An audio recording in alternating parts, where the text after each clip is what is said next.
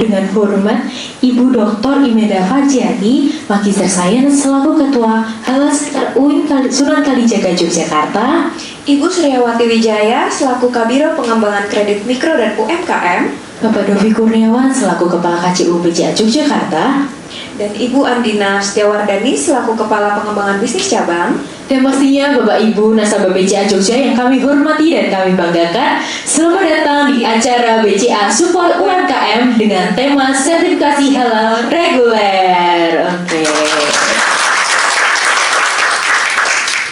BCA Jogja percaya dengan berkembangnya zaman saat ini banyak peluang yang dapat dikembangkan bagi pelaku usaha, terutama di bidang kuliner untuk memperluas pasarnya. Betul banget. Oleh sebab itu, sebagai bentuk dukungan dan kontribusi kami nih Jenis, BCA mengadakan workshop sertifikasi halal dengan harapan usaha Bapak dan Ibu bisa semakin berkembang lebih lagi, bahkan ke ranah internasional. Jadi nggak cuma di lokal aja ya, kita bisa menembus pasar dunia nih. Betul. Ya. Pentingnya juga sertifikasi halal ini ya. Yes, betul. Apa? Baik, boleh kita beri sambutan yang meriah untuk Ibu Dr. Imelda Fajriati. Waktu dan tempat kami persilahkan.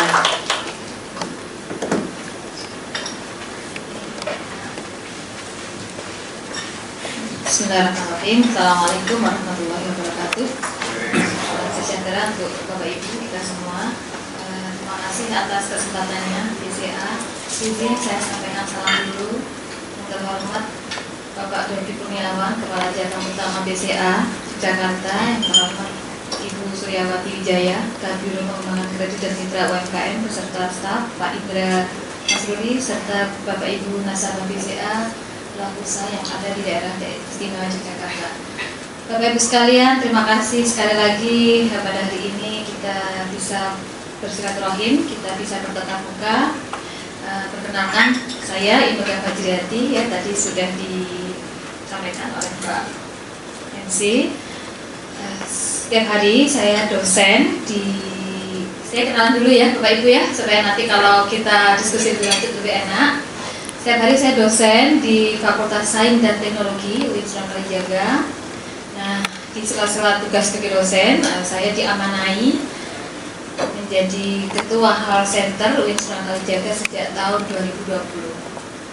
Nah, bersama dengan itu, dengan tugas Halal Centernya, akhirnya saya juga diminta oleh Badan Penyelenggara Jaminan Produk Halal (BPJPH) sebagai anggota Komite Fatwa.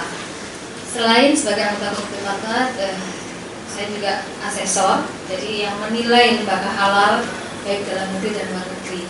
Jadi tadi sempat kebetulan diskusi dengan Pak Sinan tadi.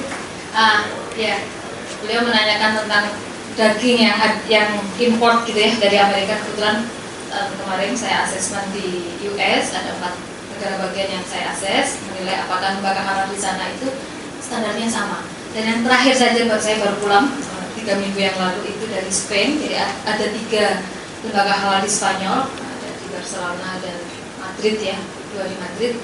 Itu juga ingin dinilai apakah lembaga halal di sana bisa dianggap standarnya sama dengan Indonesia sehingga bisa memberikan sertifikat halal bagi produk di Spanyol. Kalau mau masuk ke Indonesia tidak perlu disertifikat halal lagi. Jadi kira-kira pengantarnya begitu Bapak Ibu ya. Baik, selepas dari ini nanti silakan Bapak Ibu kalau ingin diskusi dengan saya. Senang sekali saya bisa membantu dan saling bekerja sama untuk mensukseskan halal mandatori yang sudah diamanatkan di tahun ini. Bapak Ibu sekalian, ini ada materi ya yang saya ambilkan dari materi Badan Penyelenggara Jaminan Produk Halal, jadi dari BPJPH. Jadi BPJPH itu adalah lembaga yang diamanai, yang diberikan mandat oleh Kementerian Agama dalam hal ini, oleh pemerintah untuk mengatur semua regulasi, semua ketentuan, semua penyelenggaraan jaminan produk halal yang ada di Indonesia. Bapak Ibu sekalian, kenapa sih sekarang itu orang sedang banyak membicarakan halal? Atau mungkin kalau tadi saya dengar dari perkenalan Bapak Ibu, tadi Mbak ya sedang mencari halal, sedang mencari proses halal luar biasa. Kenapa sekarang awareness halal kita itu meningkat gitu ya? Nah, tidak lain karena karena adanya Undang-Undang JPH tahun 2014. Tadi Pak Dovi menyampaikan undang-undang ini ditetapkan di tahun 2014. Tetapi kemudian, selamat datang Bu Ira, ini tim kami dari Halal Center, beliau dari RPH yang nantinya akan memberikan penjelasan tentang teknis pengajuan sertifikat halal ya. Bapak Ibu sekalian, kenapa kemudian kenapa sekarang halal menjadi banyak diperbincangkan atau menjadi kebutuhan ya? Karena sudah menjadi amanat Undang-Undang Nomor 33 Tahun 2014. Undang-undang ini ditetapkan ketika zaman akhir pemerintahnya Pak SBY, gitu ya. Kemudian 5 tahun berikutnya, berarti di tahun 2019 itu adalah masa peralihan yang dulunya bersifat voluntary, ya. Jadi halal itu, sertifikat halal itu dulunya voluntary, berarti sukarela. Tetapi 5 tahun setelah ditetapkan, berarti 2019 bersifat mandatori. Apa maknanya mandatori? Wajib, gitu ya Bapak Ibu ya. Jadi wajib dimiliki oleh semua produk. Nah, sekarang produknya apa saja? Nah, produknya banyak, nanti kita diskusikan. Kenapa pemerintah kemudian menetapkan undang-undang ini? Ya, karena tidak lain karena amanat Undang-Undang Dasar tahun 45 di mana Indonesia dalam hal ini pemerintah menjamin kemerdekaan warga negara mengaluk agamanya. Nah, kebetulan ya untuk umat Islam itu ada ketentuan syariat yang mengharuskan gitu ya mengkonsumsi bahan barang produk yang halal. Nah, pemerintah dalam hal ini ikut berperan bagaimana bisa memastikan masyarakat Muslim Indonesia bisa mengkonsumsi yang halal. Tapi tidak hanya itu Bapak Ibu, tidak hanya itu. Kenapa kemudian halal saat ini juga menjadi sesuatu yang menjadi trigger ya banyak orang termasuk pemerintah, karena halal itu sudah menjadi kebutuhan global. Bapak Ibu sekalian, halal sebenarnya sudah bukan monopoli kebutuhan orang Muslim ya, masyarakat Muslim saja. Tidak. Kenapa? Karena dalam halal itu ada nilai, ada value, premium quality.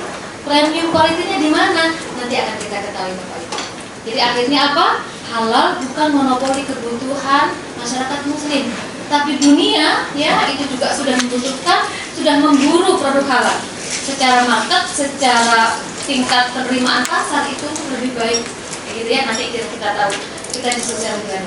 Nah ini Bapak Ibu, undang-undang tadi 2019 itu sudah diwajibkan, tetapi kewajiban itu belum diberlakukan. Jadi masih ada tenggang waktu kita mengurus ya, diberi kesempatan gitu ya, diberi kesempatan sertifikat halal produk kita. Nah, next gitu ya. Nah, produknya itu apa saja?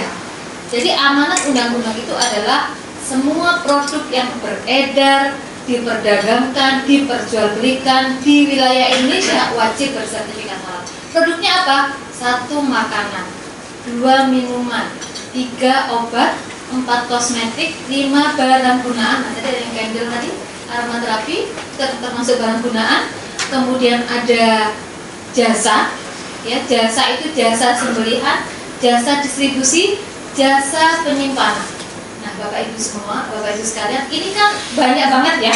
Amanat pemerintah itu berat gitu ya, karena harus sertifikat halal sekian banyak tadi. Nah, akhirnya oleh pemerintah dibuat timeline, dibuat masa penahapan, Bapak Ibu, gitu ya.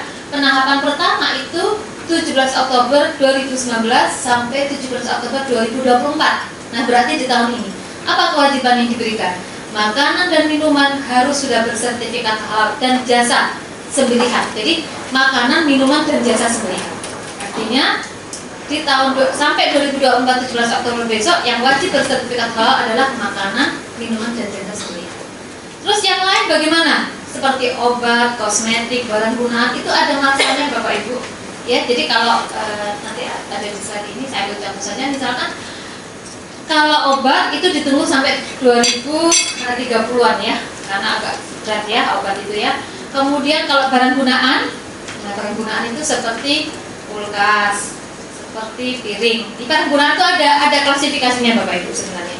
Jadi barang gunaan yang berkaitan dengan makanan dan minuman. Jadi piring, kulkas, alat masak, ya itu wajib bersertifikat halal. Kapan kewajibannya? 2026. Sabun, gitu ya. Pakaian. Kenapa sih Bu kok harus bersertifikat halal? mohon maaf Ibu. Mungkin yang dipahami kita kan nggak mengandung babi gitu ya.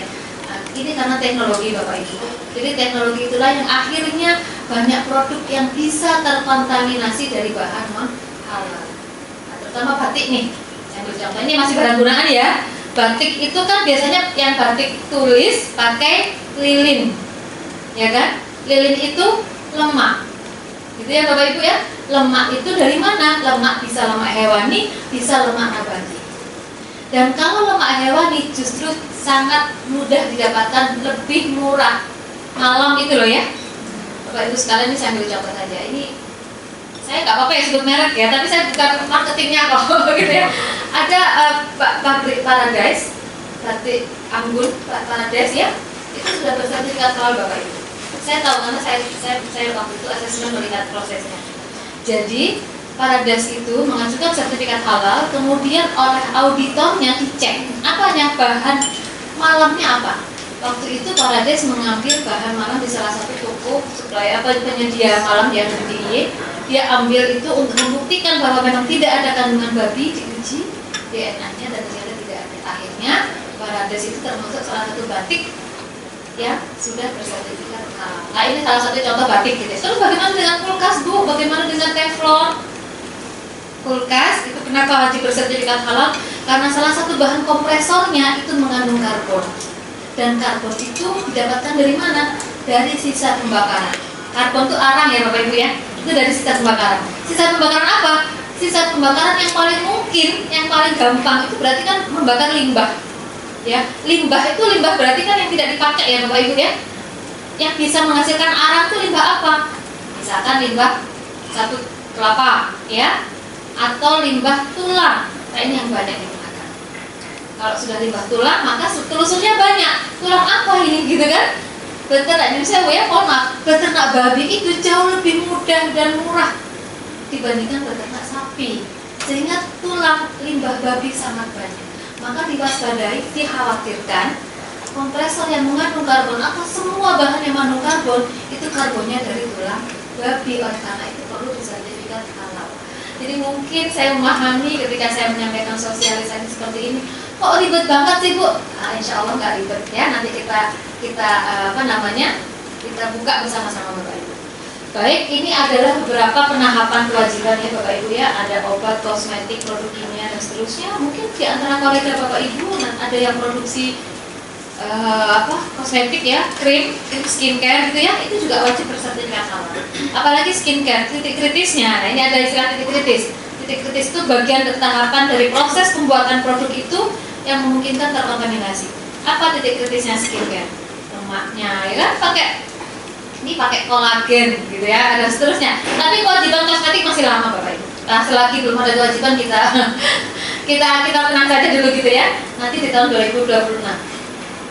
Kemudian ada produk kimiawi, produk rekayasa genetika, barang gunaan itu mohon tidak dikebiah-uyah gitu. Jadi tidak lantas semua barang wajib bersertifikat halal, tidak juga ya. Barang gunaan itu yang dipakai kategori sandang, penutup kepala dan aksesoris. Barang gunaan digunakan sebagai perbekalan kesehatan rumah tangga, ya misalkan nanti jarum suntik, tabung infus ya, itu wajib bersertifikat halal. Kemudian barang gunaan yang dimanfaatkan oleh kategori alat kesehatan dan seterusnya itu sampai 2029, bahkan obat itu ada yang sampai 2034. Tapi yang paling terdekat, yang paling sering digunakan itu apa? Kemasan.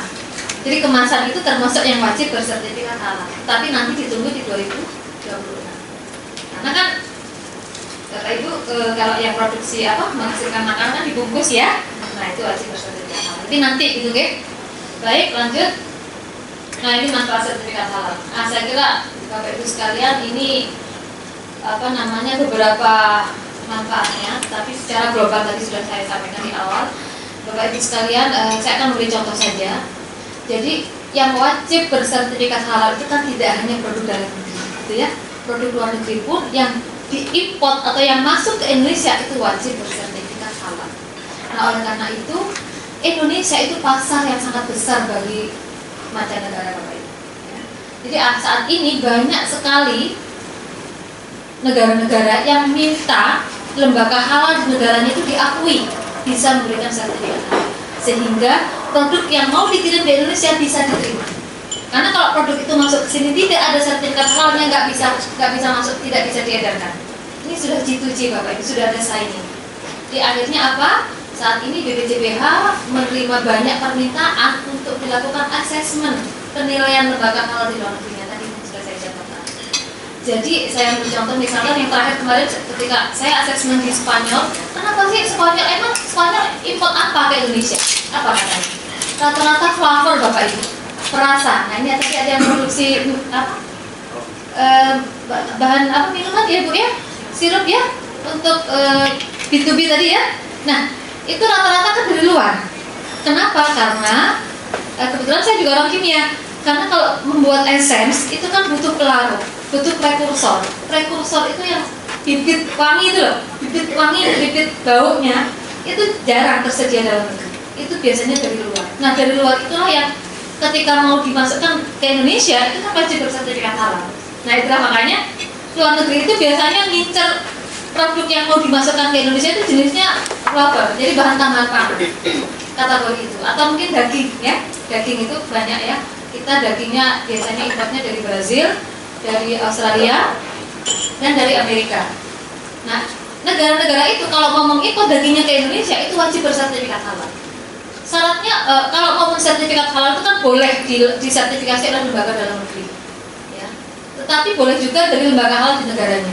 Kalau disertifikasi dari dalam negeri mungkin biayanya akan jauh lebih mahal karena kita harus mengirimkan auditor ke sana. Tetapi kalau dari sana mungkin lebih murah gitu kira-kira. Nah akhirnya negara-negara tersebut mengajukan ke BPJBH bahwa saya ada 3 lembaga halal, tolong diaudit, tolong diakses, tolong dinilai. Ketika kami melakukan assessment Bapak Ibu, standarnya sama dengan yang ada di sini. Jadi berat juga itu mereka, ya. Segitunya ya, artinya mereka benar-benar karena tahu Indonesia itu pasar ya cukup besar. Tidak hanya Indonesia, negara-negara lain pun, saya ambil contoh Timur Tengah ya. Tadi di awal juga sudah saya sampaikan, ini sudah bagian dari kebutuhan global bahwa halal adalah premium. Itulah makanya sekarang mencari produk halal bukan karena kebutuhan konsumen muslim, tetapi juga secara umum itu juga sedang bicara. Makanya jadi mereka mau gitu ya, mau lembaga halalnya itu dinilai untuk memenuhi syarat tadi. Jadi itu Bapak Ibu semua sedang berusaha mendapatkan sertifikat halal karena 1 sudah kewajiban, 2 ada nilai tambah, ya ada kemanfaatan ketika produknya sudah bersertifikat halal. Next. Nah ini Bapak Ibu sekalian, mengajukan sertifikat halal itu bisa dengan 2 cara, ya, dengan 2 cara. 1 dengan skema self declare, yang kedua dengan skema reguler. Terima kasih kepada BCA, Pak Rofi dan tim telah memfasilitasi, Pak Indra dan Bu Surya sudah memfasilitasi ini. Saya kira Bapak Ibu beruntung ya hadir bersama Bapak Ibu yang lain di sini. Alhamdulillah kita bisa berdiskusi, bisa menyiapkan yang terbaik untuk produk Bapak Ibu supaya bisa mendapatkan sertifikat halal dengan mudah, ya. Dan insya Allah murah gitu ya, tidak mahal Bapak Ibu gitu ya. Baik, jadi pelaksanaan sertifikat halal itu ada 2 Bapak Ibu, dengan skema self declare dan dengan skema reguler. Dengan skema self declare itu hanya dipenuhi jika kategori usaha mikro kecil. 1 usaha mikro kecil, yang kedua tidak beresiko tinggi. Jadi produknya itu sederhana. Nah, saya ambil contoh misalkan keripik pisang, keripik tempe ya, tempe, tape, itu produk-produk sederhana. Nah, yang tidak memenuhi self declare maka wajib mendapatkan sertifikat halalnya melalui skema reguler. Dan hari ini Bapak Ibu difasilitasi BCA dalam kegiatan workshop ya, informasi pemberian materi bagaimana mengajukan sertifikat halal reguler. Gitu. Baik, ada perbedaan self declare dan reguler dalam tata cara mekanisme pengajuannya. Kalau self declare mudah Bapak Ibu, ada pendamping yang akan mendatangi lokasi Bapak Ibu, pelaku usaha, kemudian di pemberkasan dan diajukan. Tapi kalau reguler agak berbeda. Reguler itu berarti ada orang ya yang namanya penyelia, gitu ya. Ada orang yang namanya penyelia halal yang tugasnya ada di dalam tim produksi Bapak Ibu, kemudian penyelia halal ini yang akan menyiapkan segala sesuatu, segala macam yang dibutuhkan dalam proses pemberkasan dalam pengajuan sertifikat halal. Jadi berbeda, kalau self declare itu ada pendamping PPH, tapi kalau dalam reguler itu ada penyelia halal. Ya. Penyelia halal ini yang nantinya akan membantu Bapak Ibu, yang nantinya akan mendampingi atau menyiapkan semua berkas dalam pengajuan sertifikat halal. Lanjut. Nah ini, ketika akan mengajukan sertifikat halal, apa sih yang harus diperhatikan? Nah, ini ya Bapak Ibu, pertama, semua pelaku usaha yang akan mengajukan sertifikat halalnya atau semua produk tadi, ya baik jasa apapun tadi, kalau mau mengajukan sertifikat halal wajib punya NIB, nomor induk berusaha, ya harus punya NIB. Di dalam NIB itu akan diminta informasi tentang pendapatan per kapita, pendapatan kotornya dalam setahun, gitu ya. Dari pendapatan itulah nanti akan mengklasifikasikan kelas kategori usaha Bapak Ibu, kategori mikro, kecil, menengah atau besar. Ya, ini mohon koreksi nanti kalau tidak salah ya, nanti kita lihat bersama Mbak. Saya agak lupa. Kategori mikro itu sampai 1M dalam setahun. Ya. Kalau menurut ketentuan Kementerian Penanaman Modal ya, itu 1M, tapi ada yang menyebutkan 500 juta. Nah, itu kategori mikro kecil ya. Di atas itu berarti sudah menengah besar ya. Nah, pertama membuat NIB, memiliki NIB dulu. Ada yang sudah memiliki NIB Bapak Ibu? Sudah Bapak? Sudah? Kategorinya nanti bisa dilihat ya Ibu ya. Ya, sudah ya, baik. Yang kedua memiliki penilaian halal. Nah, Bapak Ibu, ini untuk reguler itu wajib punya penilaian halal Bapak Ibu. Siapa penilaian halal ya tadi yang sudah sempat saya sampaikan? Yaitu orang yang tugasnya menyiapkan membantu pelaku usaha untuk pengajuan itu, tetapi selain sekedar pemberkasan, penilaian sebenarnya adalah auditor internal. Jadi dia yang mengawasi, yang bertanggung jawab dalam keberlangsungan proses usaha, proses produksi dari pelaku usaha tersebut agar sesuai dengan ketentuan halalnya. Gitu ya. Jadi harus punya. Nah ini mungkin banyak yang tidak punya, nggak apa-apa. Nanti kita bisa carikan solusinya Bapak Ibu. Ya. Syarat penilaian halal itu apa? Syaratnya syaratnya harus Muslim. Yang kedua sudah ikut pelatihan penilaian halal. Sudah 2 saja. Ya. Sebetulnya satu Muslim itu indikasinya dari mana? Lihatnya dari mana buktinya? Dari KTP. Nah karena ketika pengajuan KTP-nya harus diupload, gitu ya. Yang kedua, KTP penilaiannya Pak, justru bukan KTP pemiliknya, tapi justru KTP penilaiannya yang harus diupload. Yang kedua, penilaian itu harus memahami tentang syariat, tentang kehalalan. Nah itu dibuktikan dengan apa? Dibuktikan mengupload sertifikat pelatihan penilaian, gitu ya. Nah biasanya untuk yang tidak punya penilaian nanti bisa kami bantu karena kami juga ada di Lembaga Halal Center. Nanti kami bisa hubungkan, kami hubungkan dengan penilai-penilai yang insya Allah sudah kompeten, sudah terlatih dan sudah pengalaman mendampingi mengajukan sertifikat halal. Kemudian ketiga, menggunakan bahan-bahan halal. Bapak Ibu sekalian yang tidak kalah penting, nomor 3 sekarang yang bisa memastikan adalah Bapak Ibu sendiri, para pelaku usahanya, gitu ya. Bapak Ibu bisa mulai mengevaluasi nih, melihat bahan yang saya gunakan itu apa sih, gitu ya. Jadi bahan yang digunakan itu kalau produknya mau diajukan sertifikat halal, maka bahannya juga harus bisa dipastikan halalnya. Bahan yang bisa dipastikan halalnya itu ada 2 Bapak Ibu. 1, kalau bahan itu sudah ada sertifikat halalnya, ya. Sertifikat halal yang dimaksud di sini adalah sertifikat halal dari BPJBH dan atau sertifikat halal dari lembaga luar yang lembaga itu sudah diakui oleh pemerintah Indonesia. Masih 1 dulu ya, karena banyak kasusnya. Bu, saya itu pakai esensnya itu dari produk luar. Ini nggak ada sertifikat halal Indonesia, Bu, tapi masih sertifikat halal dari negara tersebut. Nanti dicek negara tersebut sudah diakui atau belum oleh Indonesia. Gitu, okay? Kalau belum bagaimana Bu? Kalau belum mau Bapak Ibu harus mengganti bahan. Ini yang biasanya nggak mau, banyak yang nggak mau. Karena kalau mengganti bahan, karena produknya jadi berubah ya rasanya. Tapi mau nggak mau seperti itu Bapak Ibu syaratnya. Jadi bahan yang digunakan semuanya harus sudah bersertifikat halal. Yang kedua, Bapak Ibu menggunakan bahan-bahan yang memang dibebaskan dari kewajiban bersertifikat halal. Kok ada ya yang tidak wajib bersertifikat halal? Ada. Contohnya apa? Bahan-bahan yang berasal dari bahan nabati tanpa proses pengolahan. Bahan-bahan dari bahan tambang, mineral yang tanpa proses pengolahan. Contohnya sayuran segar, buah segar, telur segar, susu segar itu nggak wajib SH Bapak Ibu. Ya. Kemudian yang bikin telur asin ya, telur asin kan biasanya pakai apa? Pasir ya. Nah itu ya, itu nggak perlu. Atau yang menggunakan air kapur sirih, ya, untuk bikin cream expirednya, nah itu juga tidak perlu. Jadi beberapa itu. Nah, oleh karena itu untuk nomor 3 ini, kalau tadi saya lihat banyak yang bergerak di bidang resto, maka biasanya yang paling krusial yang agak perlu dipertanyakan adalah asal daging sembelihannya. Ya, karena daging sembelihan itu termasuk bahan yang sangat kritis Bapak Ibu. Jadi silakan Bapak Ibu yang bergerak di bidang resto bisa melihat kembali selama ini daging yang digunakan itu berasal dari mana. Ya maksud saya, saya beli di pasar Bu, atau saya ada supplier yang tiap hari datang ngantar.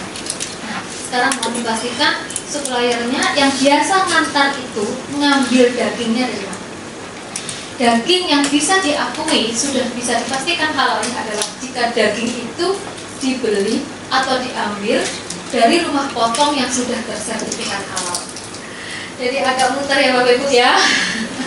Memang seperti inilah yang sedang kita hadapi. Jadi artinya tadi kan ada bagian jasa ya yang masih bersertifikat halal, ada namanya jasa sembelihan. Jasa sembelihan itu harus bersertifikat halal Bapak Ibu kalau dagingnya mau digunakan oleh pelaku usaha yang produknya akan diajukan SN. Jadi kalau ini sebetulnya problem hulunya itu mestinya harus banyak dulu nih RPU RPH yang sudah bersertifikat halal, kan begitu. Karena kalau ketersediaan RPU unggas ya dan RPH dominansi ya sedikit yang bersertifikat halal, otomatis daging yang tersedia di pasar kan juga sedikit, kan begitu. Karena kalau tidak mengambil dari daging yang sudah bersertifikat halal tadi, dari rumah potong tadi, itu nggak bisa diajukan, nanti ditolak. Nah akhirnya itulah menjadi ya. Tapi pemerintah dalam hal ini, kami yang di DIY, alhamdulillah Bapak Ibu, kami di tahun ini halal setan terutama ya, itu sudah membantu mensertifikat halalkan 20 rumah potong unggas sudah keluar semua. Insya Allah ini kemarin 3 sudah keluar, dan yang sedang ongoing itu ada 20 lagi. Jadi kami ada daftar 40 lah paling kan. Ini yang dari kami, belum lagi yang dari yang lain. Jadi artinya sudah semakin banyak di DIY ini untuk yang unggas. Tapi kalau yang sapi Bapak Ibu dominansi ya sementara ini adalah setahu saya itu tidak banyak, dan yang paling sering sumber digunakan adalah rumah potong hewan dari Giwangan. RPH Giwangan itu miliknya Pemkot ya, miliknya dinas itu. Nah dari situ biasanya begini, saya pengalaman saja Bapak Ibu sambil cerita waktu kami mendampingi pelaku usaha bakso. Jadi waktu itu Pegadaian memberikan fasilitas gratis sertifikat halal bagi pelaku usaha bakso, pelaku usaha yang mikro kecil Bapak Ibu yang pakai gerobak gitu ya, itu kan juga perlu dibantu. Nah itu apa yang kami lakukan? Kami pastikan daging yang digunakan para 15 APMISO, Asosiasi Pedagang Mie Bakso DIY, itu harus ngambil dari rumah potong hewan yang sudah bersertifikat halal. Alhamdulillah mereka mau ganti, biasanya belinya di pasar-pasar, akhirnya mereka mau nggak mau harus beli di Giwangan. Nah Giwangan itu kan nggak bisa ngecer.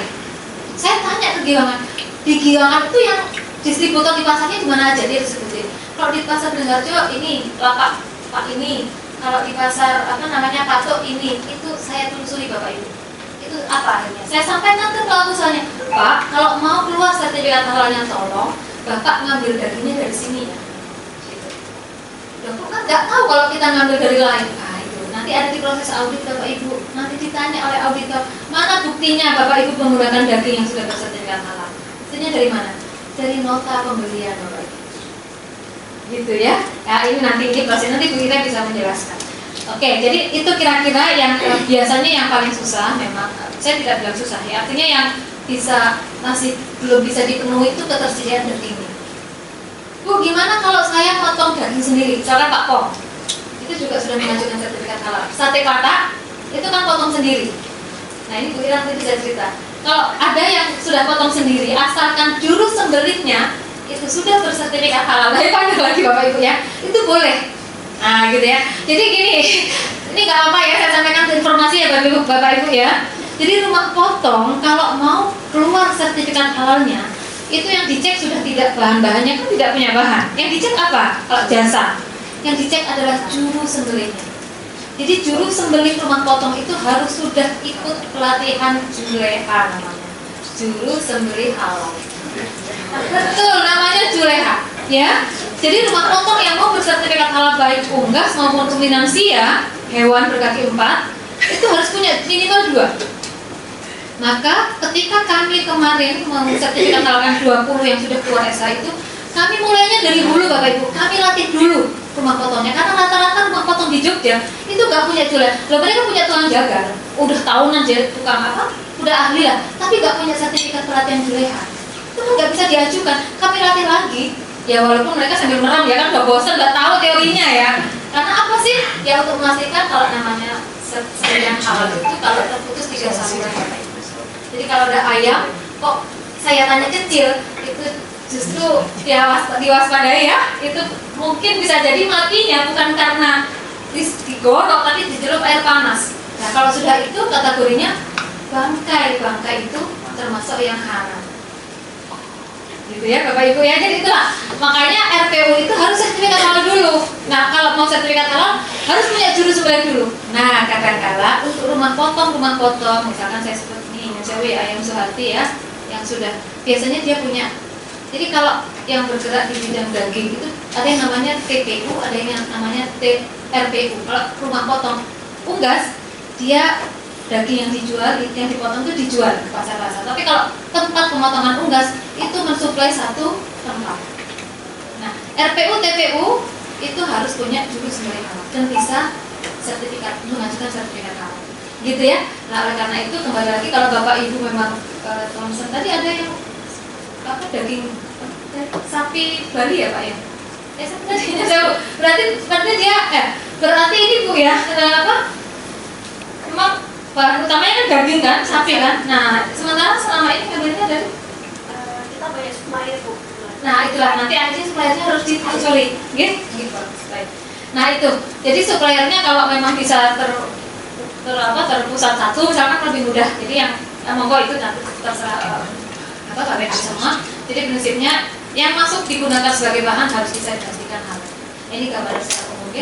Yang keempat, melaksanakan proses produk halal. Bapak Ibu sekalian, selain bahan, maka apa yang harus diperhatikan ketika mau mengajukan sertifikat halal adalah prosesnya. Ya Bapak Ibu ya. Jadi bahan kalau sudah oke, sudah halal semua, sudah ada sertifikat halalnya di semua bahan termasuk gula, garam, ya apapun. Nah kecuali tadi ya, kecuali kalau bahannya dari bahan nabati ya, bahan segar yang misalkan kayak kencur, jahe ya nggak usah gitu ya. Air kalau menggunakan air isi ulang kemasan wajib bersertifikat halal. Tapi kalau pakai air sumur enggak. Kalau PDAM bagaimana Bu? PDAM sementara ini masih ada yang membolehkan, masih ada yang tidak. Tetapi untuk PDAM sini Tirta Marta di DIY itu sedang proses mengajukan sertifikat halal juga. Jadi PDAM itu sudah disertifikat halal Bapak Ibu. Sekarang sedang proses ya. Nah, semuanya kalau bahannya sudah bisa dipastikan halal, berikutnya adalah proses produk halal. Cara produksinya. Bapak Ibu sekalian, jadi yang diharamkan ya di dalam kitab suci Al-Qur'an itu kan ada 4 ya untuk kategori makanan. 1 babi, 2 darah, 3 bangkai, dan keempat adalah hewan yang disembelih tanpa menyebut nama Allah. Nah, 3 dan 4 kategorinya bangkai gitu ya. Dan keempat adalah homer atau minuman yang beralkohol. Nah, kalau minuman beralkohol itu asalkan kadar akhirnya kurang dari 0,5 tidak apa-apa. Ya, gitu. Kalau kadarnya kurang dari 0,5 tidak apa-apa. Tapi kalau sudah di atas itu, nah itu yang nggak boleh, gitu ya. Tidak boleh, nanti tidak bisa dikeluarkan sertifikat halal. Nah, Bapak Ibu sekalian, selain tadi yang menyebabkan kehalal apa? Yang menyebabkan bahan yang secara substansi halal menjadi tidak halal itu apa sih? Terkena najis Bapak Ibu. Nah, maka dalam PPH atau proses produk halal selain terbebas dari kontaminasi yang tadi juga terbebas dari najis. Nah, ini mungkin ya najis mungkin terminologi di Islam ya. Seperti apa sih najis itu? Ya sesuatu yang mungkin yang kotor ya. Sesuatu yang keluar dari tubuh kita itu najis Bapak Ibu ya. Kita secara umum najis gitu ya. Misalkan nih pelaku usaha itu kalau goreng kerupuk di dekat kamar mandi, Misalkan, nah, kalau kamar mandi itu kan potensi ini biasanya pelaku usaha mikro kecil Bapak Ibu, kalau kayaknya kalau Bapak Ibu enggak lah gitu, oke? Saya ambil contoh saja. PUMK yang mungkin ya, dapurnya terbatas, gorengnya itu dekat kamar mandi. Nah akhirnya kan potensi kecipratan ya, Jawa bilang itu najis Bapak Ibu. Atau jemur kerupuk di luar, tapi di luar banyak burung dara, sehingga kan kotoran-kotoran itu, nah itu juga najis. Nah oleh karena itu maksudnya apa? Di nomor 4 ini, selain Bapak Ibu memastikan bahan yang digunakan, Bapak Ibu juga perlu memastikan prosesnya. Satu, tidak boleh terkontaminasi dari bahan yang diharamkan tadi. Tidak boleh terkontaminasi di bahan yang diharamkan. Dan yang kedua, tidak boleh terkontaminasi bahan najis. Nah, gitu ya. Tadi mulai bisa dilihat. Biasanya kalau yang nomor 4 ini, khususnya untuk yang mikro kecil, yang kadang masih terbatas dapurnya, itu yang butuh usaha lebih keras gitu ya kira-kira untuk memastikan itu. Dan yang kelima, menyiapkan dokumen persyaratan sertifikat halal. Jadi yang ke 1, 2, 3, 4 sudah. Yang kelima berikutnya, kalau sudah bisa dipastikan oke gitu ya, sudah bisa dipastikan terpenuhi, berikutnya adalah menyiapkan dokumen bagaimana proses sertifikat halal. Dokumennya apa Bu? Dokumennya itu sederhana Bapak Ibu. Jadi dokumennya itu sebetulnya manual ya, manual SIBH itu isian saja. Nanti di situ dijelaskan termasuk informasi Bapak Ibu proses bisnisnya seperti apa, ada berapa outlet, ada berapa varian menu, ada berapa jenis gitu ya. Itu termasuk yang harus diisikan dalam dokumen. Apa sih signifikansinya, apa sih makna dari identitas tadi, informasi tadi? Itu sebetulnya akan berkaitan, berkorelasi dengan, mohon maaf, dengan biaya Bapak Ibu ya, dengan biaya sertifikasi. Nanti Bu Ira akan menyampaikan. Tapi secara umum dengan adanya halal mandatori ini Bapak Ibu, pemerintah sudah memberikan kemudahan yang luar biasa. Sudah memberikan kemudahan bagaimana proses sertifikat halal. Kalau dulu ketika sebelum ada halal mandatori kan memegang sertifikat halal kan masih satu ya. Boleh ya saya sebut ya. Dulu kalau mau urus halal kan KLP POM gitu ya.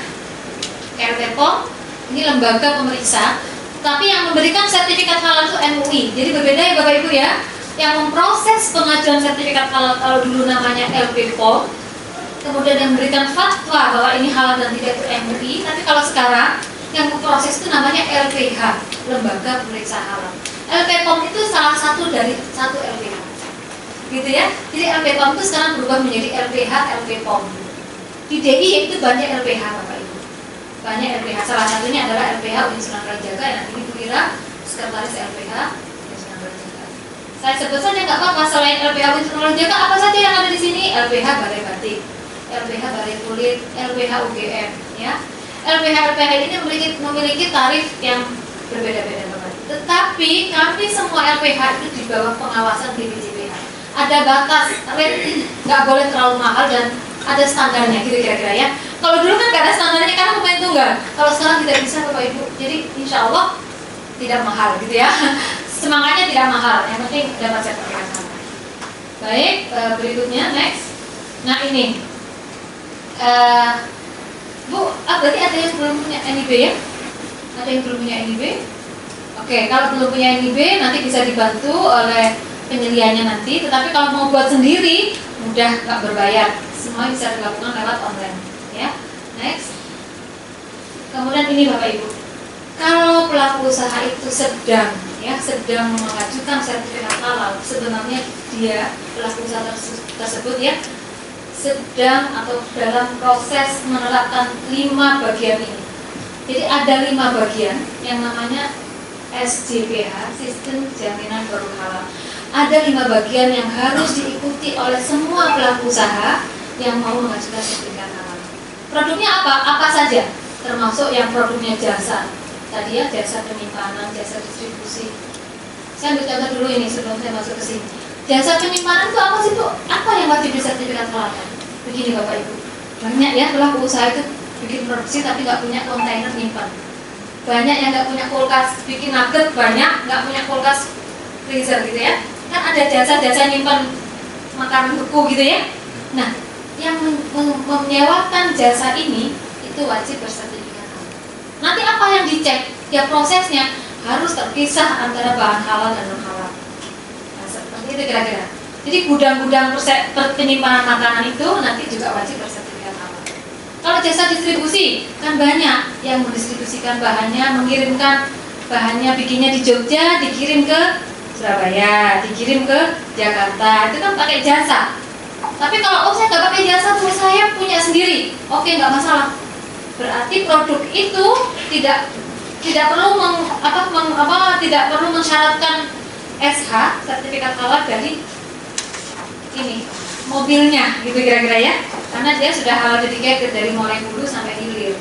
Tapi kalau biasanya saya supply ke Semarang, saya pakai jasa.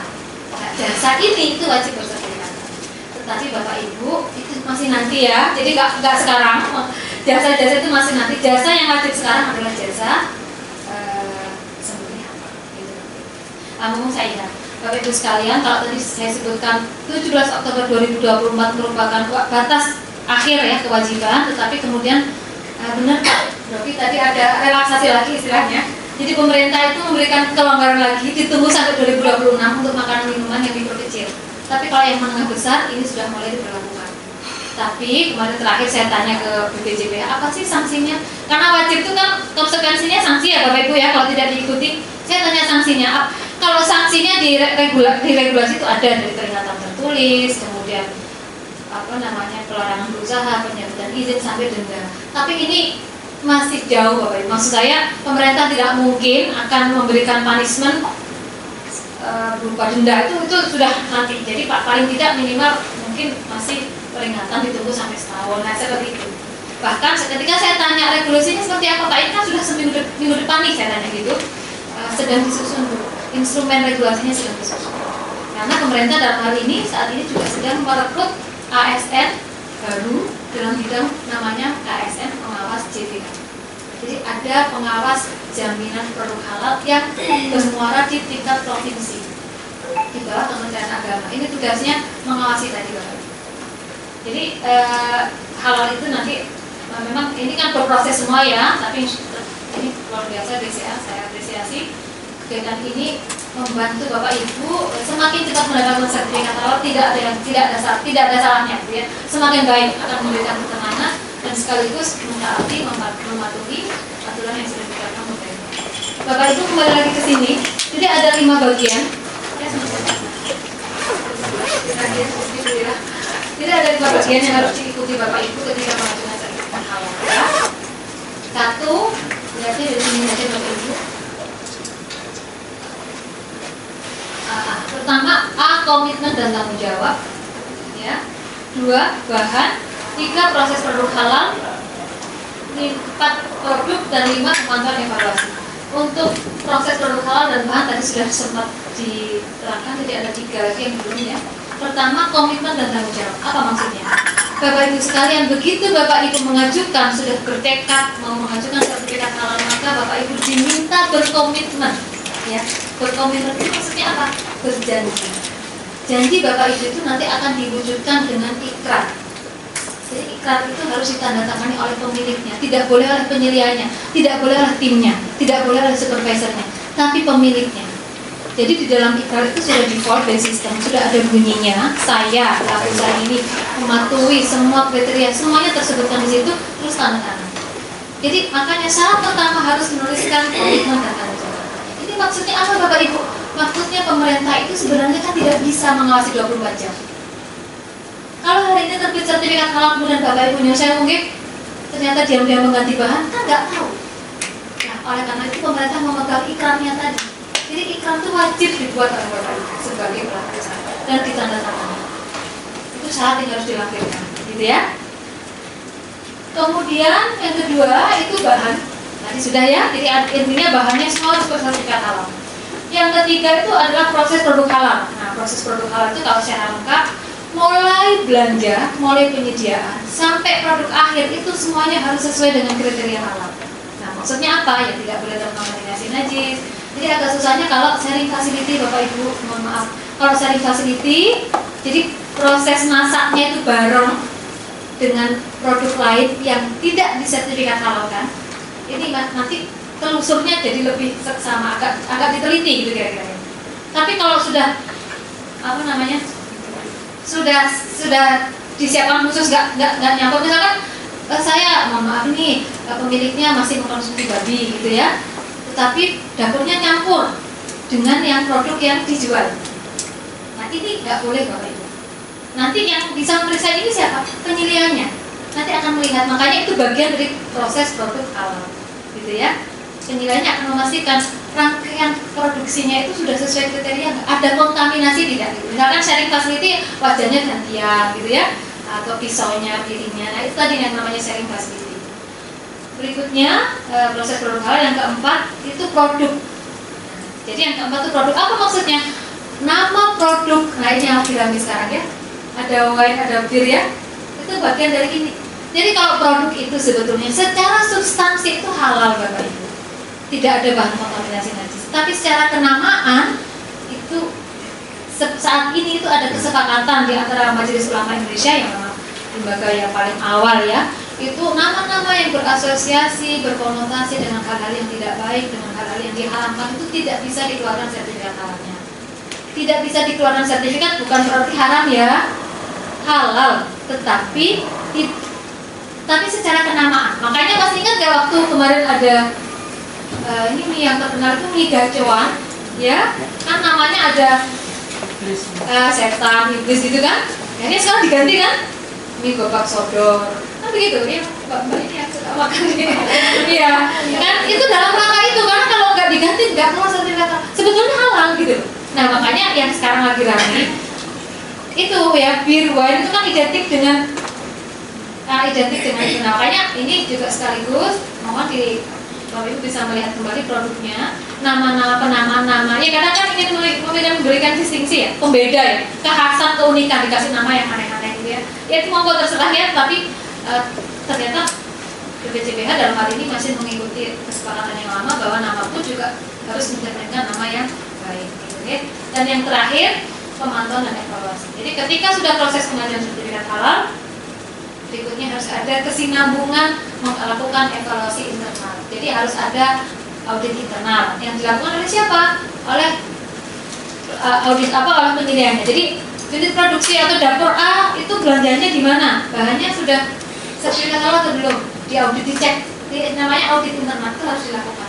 Ini biasanya dilakukan terutama untuk pelaku usaha menengah besar yang memang unit produksinya sudah banyak, outletnya sudah banyak. Gitu ya. Nah, mungkin Bapak Ibu perlu yang kategori ini. Next, lagi. Nah ini penyelia ya Bapak Ibu ya. Kalau Bapak Ibu belum memiliki penyelia, saran saya memang untuk yang kelas menengah besar memang sebaiknya harus sudah punya penyelia. Jadi penyelia itu orang yang memang dipekerjakan untuk pelaku usaha tersebut, tapi dia memiliki tugas yang bertanggung jawab mengawasi semua proses produksi dari mulai bahan bahannya semuanya, gitu ya. Karena ini wajib harus punya. Nah penyelia itu harus beragama Islam dan memiliki sertifikat pelatihan. Karena di sertifikat pelatihan penyelia itu nanti diajarkan. Kami Halal Center itu lembaga termasuk lembaga pelatihan yang diakui oleh BPJPH. Jadi saat ini ada 21 lembaga pelatihan Bapak Ibu, lembaga pelatihan penyelia yang diakui. Kami Halal Center salah satu. Jadi itu. Tapi kalau tidak, misalkan tidak punya, nanti bisa komunikasi dengan kami dan nanti akan kami hubungkan dengan penyelia. Yang insya Allah kami punya banyak penyelia Bapak Ibu. Berapa tarifnya, gitu ya? Jadi untuk koncat jadi penyelia itu bergerak di bidang jasa, Bapak Ibu. Karena kan dia mengabdikan dirinya untuk membantu kan, mengkolekting, mengidentifikasi, mencatat, dia mengawasi, itu semua tugas penyelia. Nah, biayanya berapa? Ini terus terang kami memang punya daftar, kami punya banyak penyelia di DIY ini karena kami lembaga pelatihan, otomatis kami punya alumni-alumninya, gitu ya. Nah, biasanya penyelia ini tarifnya itu ini antar kesepakatan dengan penyelia, jadi tidak bayar ke kami Bapak Ibu, kami hanya menyalurkan saja. Kami tidak fee ke Halal Center karena Halal Center yang enggak, kami tidak. Halal Center itu lembaga non-profit, kita ada di bawah UIN, lembaga pemerintah, kami diaudit. Jadi kami tidak orientasinya tidak bisnis, tidak orientasinya tidak uang, gitu ya. Kami hanya menyalurkan, kami membantu saja, membantu JPH kita di Indonesia ini bisa berjalan dengan lancar. Nah untuk penyelia tadi kami punya daftarnya Bapak Ibu, nanti berapa tarifnya ini kadang-kala ada. Kemarin yang sudah profesional itu menyebutkan setara UMR DIY gitu ya. Atau kalau misalkan usahanya nggak banyak, otomatis kan yang diopsi tidak banyak. Maksud saya produknya hanya 20 Bu, saya hanya satu outlet, satu kafe misalnya.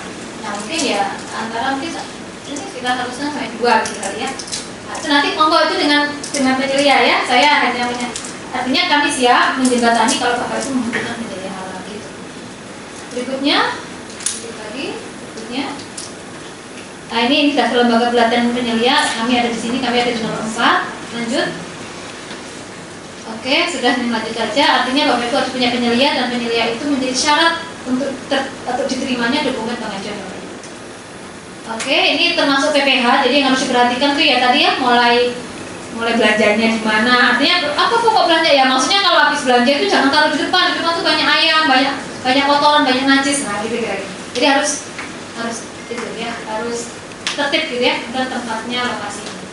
Nah Bapak Ibu sekalian, dari sini sebenarnya kan Bapak Ibu bisa menilai bahwa halal itu kenapa dekat dengan premium, karena bahannya pasti tertelusur. Jadi prinsip sertifikat halal itu 1, tertelusur bahannya, 2, suci. Ya, kalau tidak najis berarti suci ya terminologinya. Nah kalau suci itu dekat dengan bersih. Gitu. Jadi tertelusur itu maksudnya apa? Tahu ini bahannya menggunakan dari mana, kan harus tertelusur Bapak Ibu. Kadang kalau yang saya contohkan UMK itu kan suka beli minyak curah, kan susah telusurnya. Terus gimana caranya? Ya kalau kamu mau keluar sertifikat halal harus jelas mereknya apa. Karena semua bahan yang digunakan itu harus ditulis di dokumennya. Gitu Bapak Ibu ya. Baik, lanjut. Oke, jadi yang produk halal itu tadi ya nama produk ya, jadi namanya yang baik. Oke. Untuk produknya ya, bentuknya yang enggak sekarang tuh kadang suka aneh-aneh ya, produknya bisa mengarah ke hal-hal yang pornografi ya kayak gitu, nggak perlu. Pengemasannya juga harus baik, bahannya juga bagaimana kalau pengemasan belum sertifikat halal nggak apa-apa karena belum wajib kan ya. Jadi kalau menggunakan bahan kemasan yang belum sertifikat halal nggak apa-apa, tapi sebaiknya kalau ada ya gunakan yang sudah bisa. Memang ada Bu, ada. Nanti Bu Ira mungkin yang tahu beberapa contoh kemasan yang sudah bersertifikat halal, karena Bu Ira yang tiap kali menerima pengajuan karena di LPH ya Bapak Ibu ya. Tadi sudah saya sampaikan gitu. LPH itu yang memproses. Berikutnya, oke. Ini kita lihat mungkin waktunya diskusi aja sebelum berganti ke PR. Monggo, saya cukupkan untuk dari saya. Ada yang mau ditanyakan? Oh iya boleh.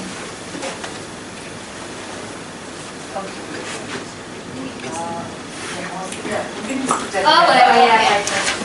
Maaf Bu, yang mau saya tanyakan, karena usaha saya ini kan packaging. Oke, baik Bu. Jadi saya pengambilan barang itu bisa beberapa pabrik, seperti itu. Nah, ini bagaimana caranya saya mendapatkan halal? Jadi dari mana? Baik, Ibu repacking. Iya. Oh repacking. Ambil contoh misalkan saya sebut merek kayak misalnya Astor dibungkus dikasih nama merek Ibu. Oh baik. Oke. Ya, Ibu berarti memang harus memastikan bahan yang diambil itu harus sudah bersertifikat halal. Jadi dari pabriknya. Betul.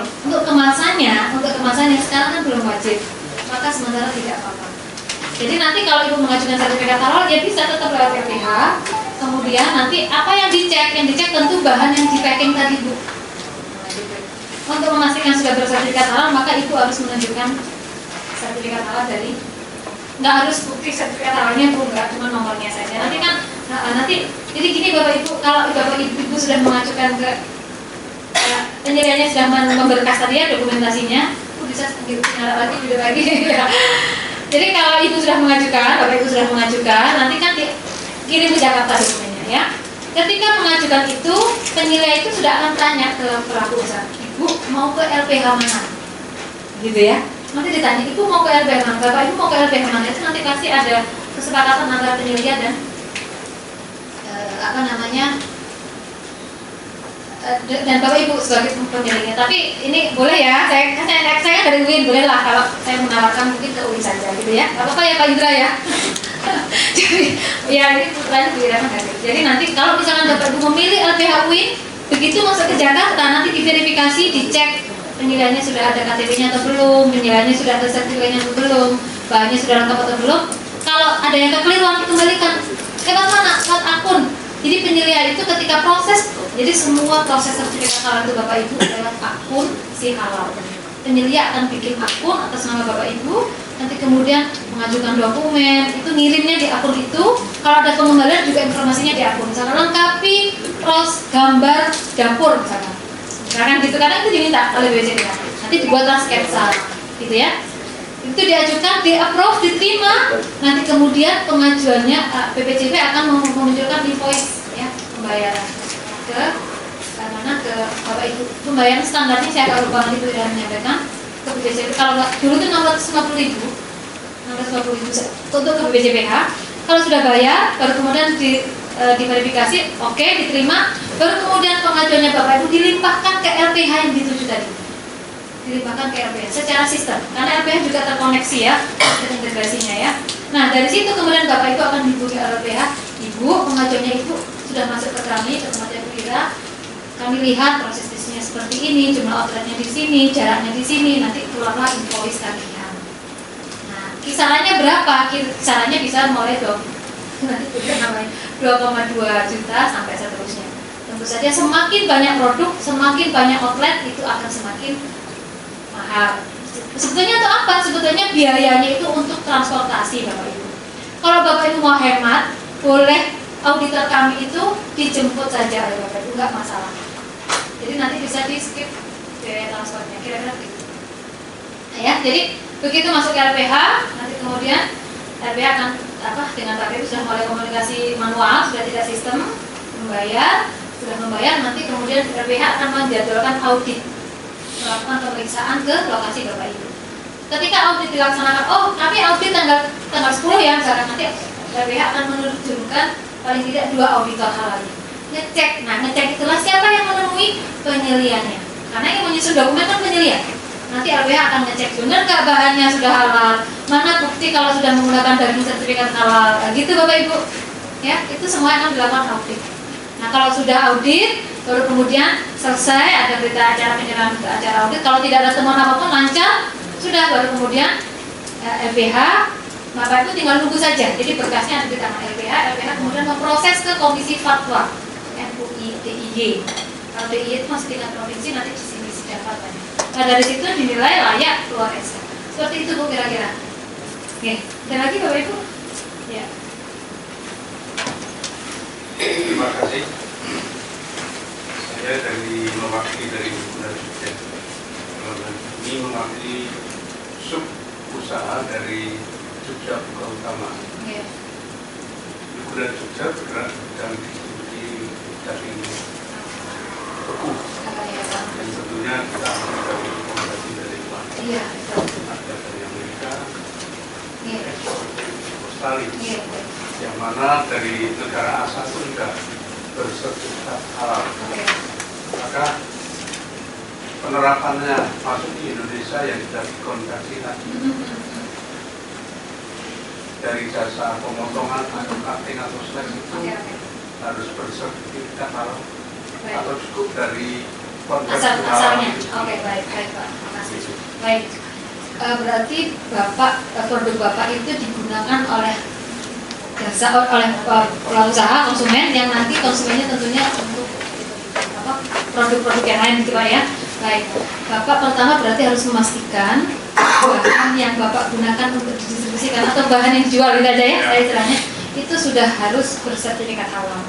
Yang kedua, pastikan sertifikat halal yang sudah dikantongi oleh daging-daging beku tadi itu memang dikeluarkan oleh lembaga halal yang sudah diakui oleh BPJPH. Untuk tahunya di mana Bu? Ada di webnya BPJPH Pak. Di situ sudah ada. Saat ini saya tidak hafal, ada beberapa negara yang dia sudah diakui halalnya. Nah, gitu. Kalau coba nanti dicek, kalau salah satunya adalah HTO, itu halal transaction Omaha, itu ada salah satu di Amerika. Kemarin itu kebetulan saya yang akses, itu sudah Pak. HTO. Oh ya berarti sudah kalau itu, karena saya yang akses waktu itu. Ya, kalau yang lain saya nggak hafal, karena banyak ya Bapak Ibu akses itu ditugaskan tidak semuanya. Jadi kebetulan karena itu kemarin US sama Spain gitu ya. Ada lagi yang ada yang Australia Pak? Iya. Ya, jadi kalau HTO insya Allah sudah. Nah sekarang apakah jasa Bapak mengubah bentuk enggak? datang daging beku datang terus dibuka nih ininya. Jadi kan berbentuk kartas ya. Iya, Jadi betul. perhatian tergantung item produk. Di tempat kami itu ada tempat ruang buzzer atau pemotongan. Iya betul. Sesuai permintaan dari customer. Oke, baik. Permintaan ada yang berbentuk cutting, sesuai yang diinginkan maupun selanjutnya. Oke. Nah, dari tempat jasa itu apakah kita perlu mengajukan sertifikat dalam Baik, Bapak ada merek lagi namanya.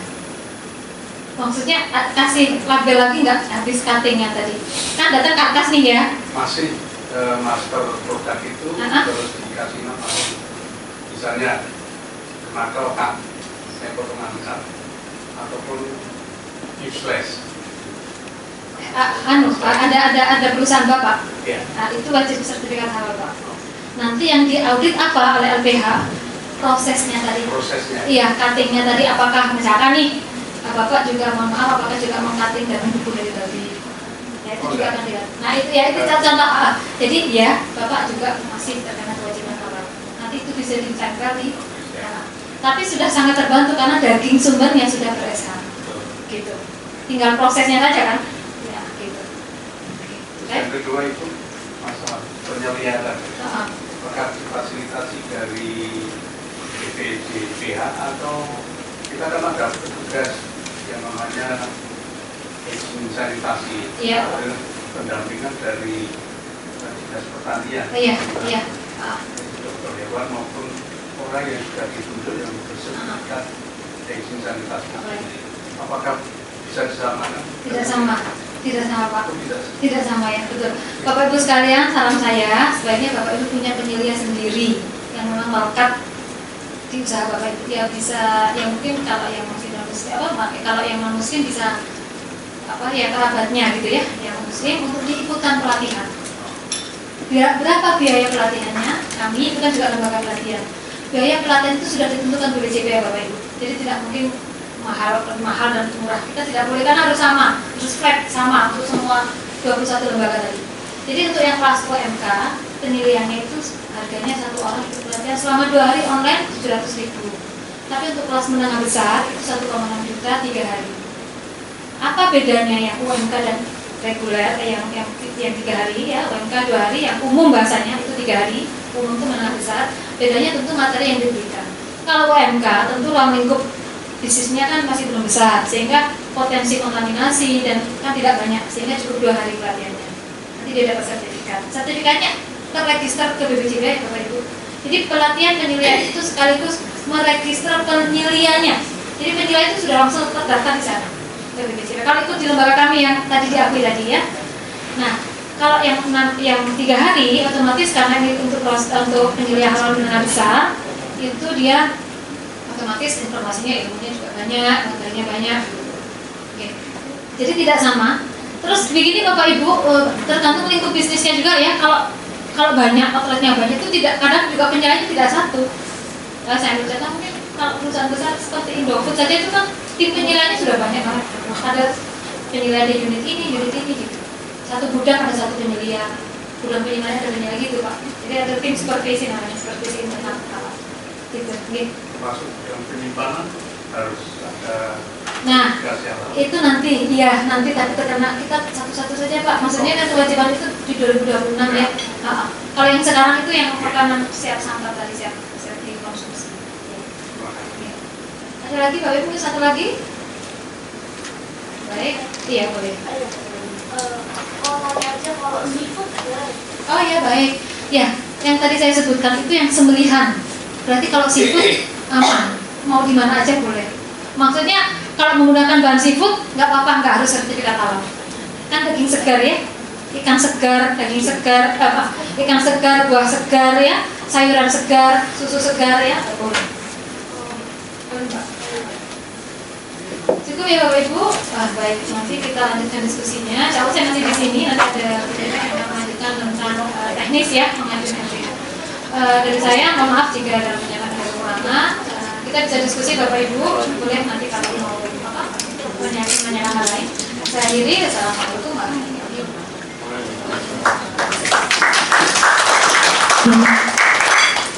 Baik, terima kasih banyak Ibu Imelda untuk materi yang luar biasa yang sangat bermanfaat ya Jenis ya. Betul, banyak banget informasi yang bisa diserap ya Bapak Ibu ya dalam sesi Yes, pemaparan betul materi. banget.